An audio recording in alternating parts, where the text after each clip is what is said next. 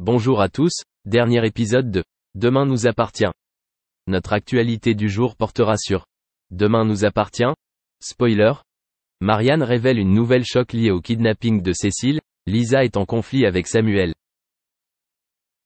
Karim et Martin enquêtent par tous les moyens pour savoir comment Cécile a disparu et dans quelles circonstances Demain nous appartient, ce lundi 5 février 2024 à partir de 19h10 sur TF1.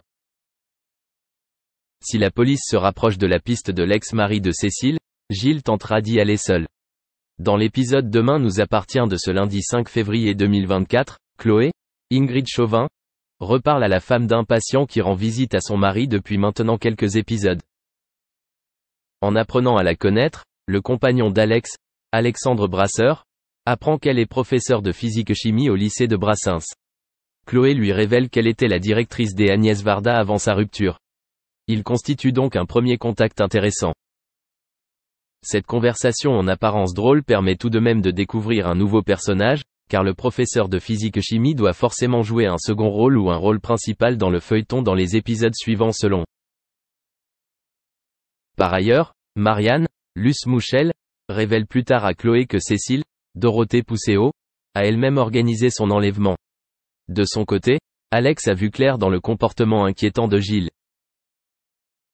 La police a été prévenue qu'il tenterait de payer la rançon et a découvert le lieu du rendez-vous indiqué sur de nouvelles photos trouvées chez Chloé, dans la chambre occupée par Gilles.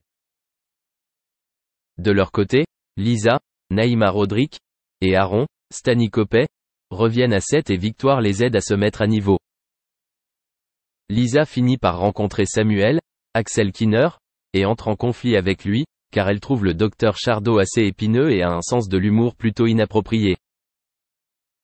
Il crée une mauvaise ambiance et le fait qu'il habite en phase 2 avant d'aller en cure de désintoxication pourrait avoir des conséquences.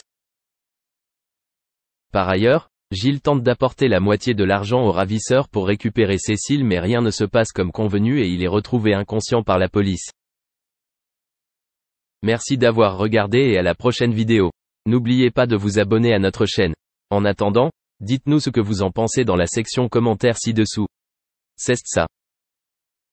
Malgré sa certitude que Bernard Tapie était capable de remporter la victoire contre la maladie, c'est avec beaucoup de chagrin qu'Alain Delon apprenait le décès de son ami ce dimanche. Toujours sur LCI, il reconnaît avoir été très touché, je l'aimais beaucoup, on s'adorait.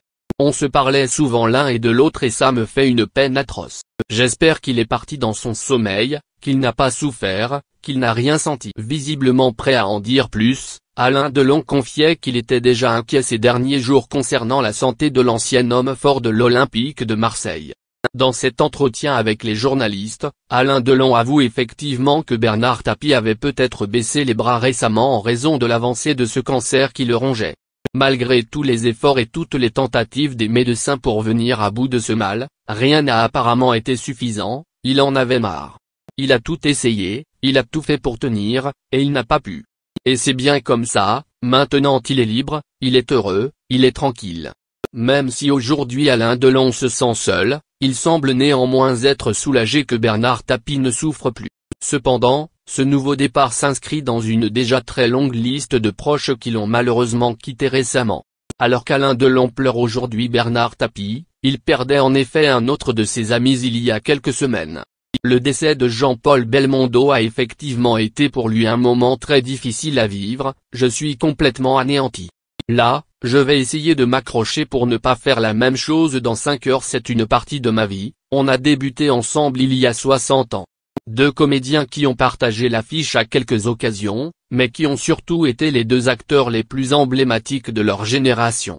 Considérés comme les deux véritables monstres sacrés du cinéma, Alain Delon et Jean-Paul Belmondo avaient une multitude de points communs malgré leurs différences.